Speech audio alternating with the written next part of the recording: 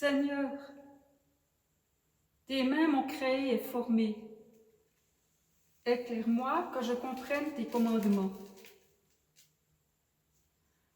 Que ta miséricorde me pénètre et je vivrai.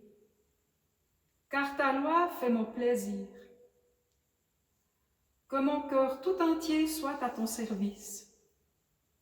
Alors je ne serai pas humilié. Amen.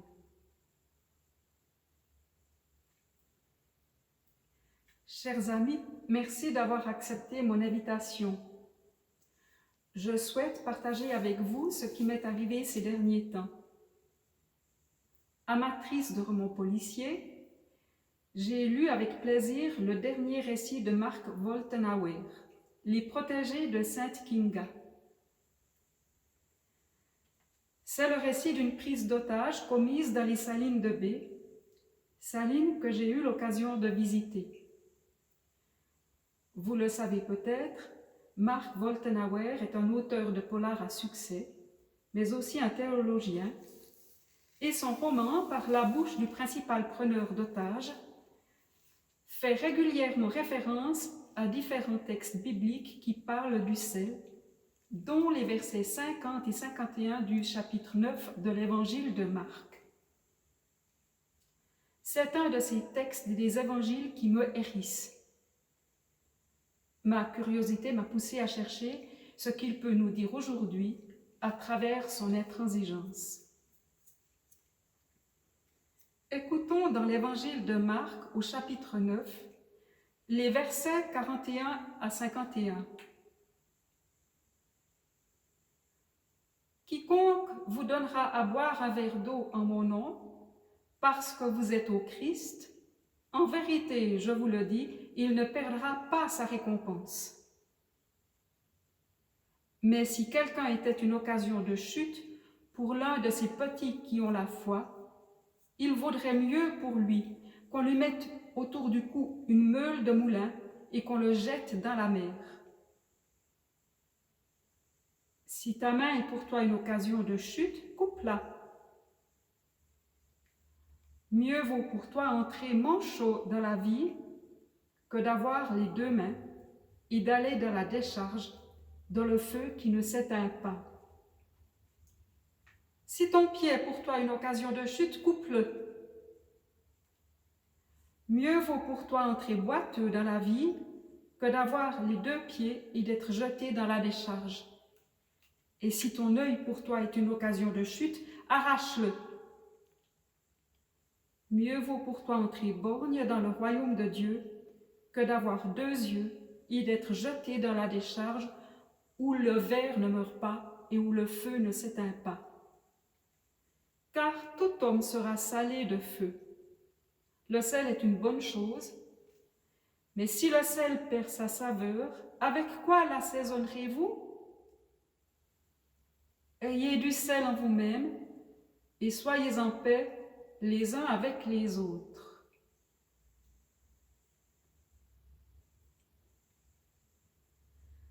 Voici quelques réflexions tirées d'une prédication de Marc Pernaut, pasteur à Genève.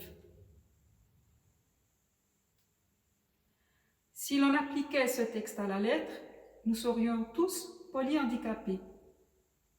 Est-ce bien cela que Jésus veut pour nous? Évidemment non. Son plan est plutôt de guérir les mains sèches, de faire danser les paralytiques, de rendre la vue aux aveugles, et même de ressusciter les morts. Son programme de campagne, c'est tout le monde en pleine forme, spirituellement mais aussi physiquement, en forme dans toutes les dimensions de notre être. Mais pourquoi Jésus dit-il ces paroles extrêmes? C'est pour une raison d'urgence et d'importance extrême. Dans le temple où Marc Pernaut prêche ce dimanche-là, dans le placard qui est à gauche de la chaire, il y a un appareil.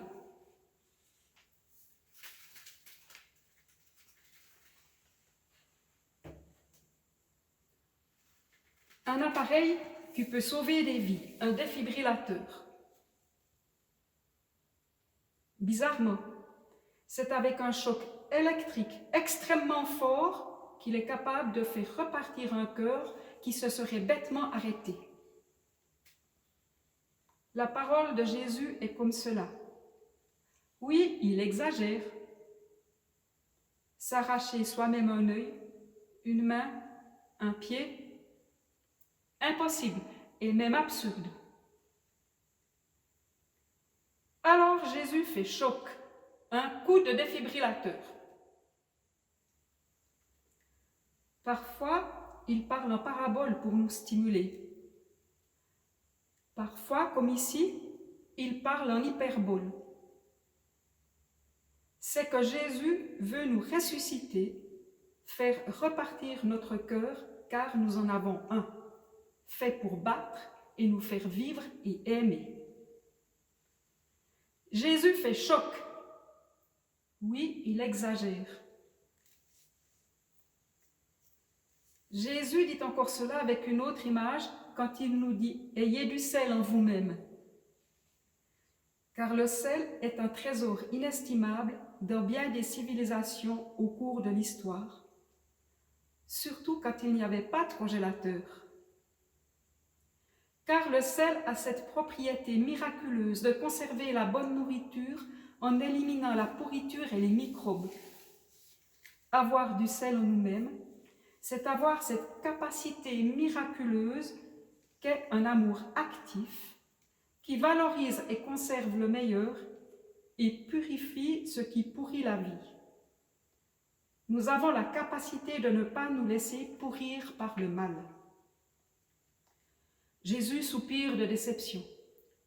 Oh là là, le sel est bon. Si le sel devient non salé, comment pourra-t-on le réparer? Ce qui est bon, c'est d'avoir du sel actif en soi-même. Cette puissance d'amour qui garde le meilleur de chacun et nettoie ce qui pourrait pourrir l'ensemble. Normalement, ça n'arrive jamais que le sel perde cette incroyable propriété. C'est contre nature de ne plus avoir de conscience, de ne plus avoir cet amour qui permet de discerner entre ce qui nourrit et ce qui fait pourrir, entre ce qui fait vivre et ce qui fait chuter, entre ce qui va vers le haut et ce qui nous tire vers le bas. D'ailleurs, on voit que Dieu lui-même sale de feu tout humain. C'est ce qu'on appelle la grâce justifiante. Ce n'est pas tant que Dieu nous juge, mais il nous justifie. Il garde en nous le meilleur et détruit les germes, ce qui nous bouffe, nous grignote, nous déconstruit, nous tire vers le bas. Réveillez-vous, nous dit Jésus. Commencez par mettre en ordre votre propre vie, votre propre regard, votre propre action, votre cheminement. Jésus nous le dit avec des paroles qui claquent, comme un défibrillateur chargé à bloc. Alors quoi?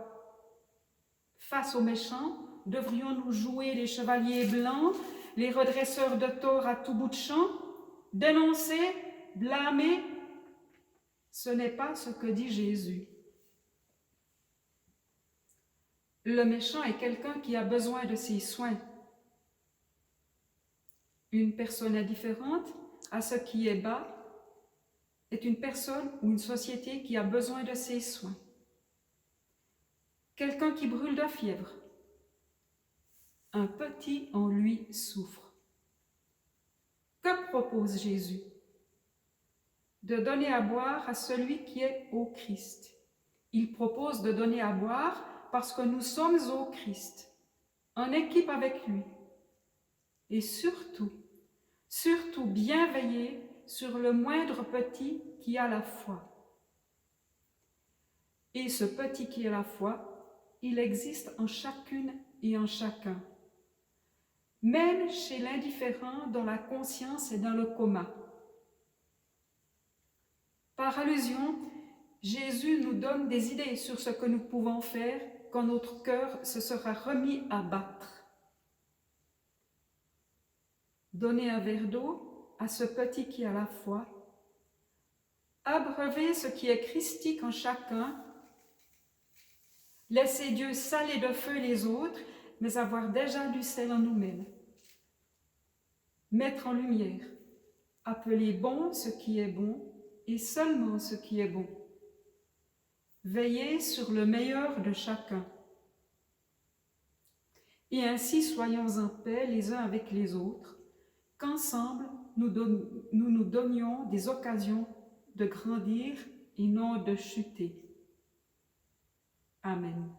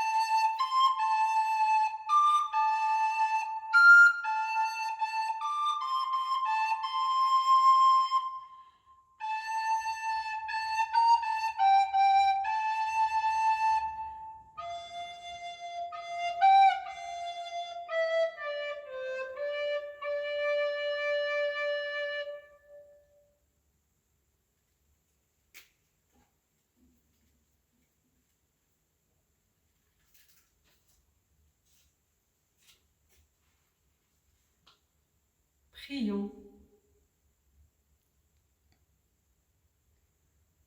Mon Dieu, prends-moi par la main, je te suivrai partout et je tâcherai de ne pas avoir peur. Où que je sois, j'essayerai d'irradier un peu d'amour, de ce véritable amour du prochain que tu as mis en moi. Je ne veux rien de spécial. Je veux seulement tenter de devenir celle qui est déjà en moi, mais qui cherche encore son plein épanouissement. Toi qui m'as tant enrichi, mon Dieu, permets-moi aussi de donner à pleine main. Mon Dieu, prends-moi par la main et je te suivrai partout. Amen.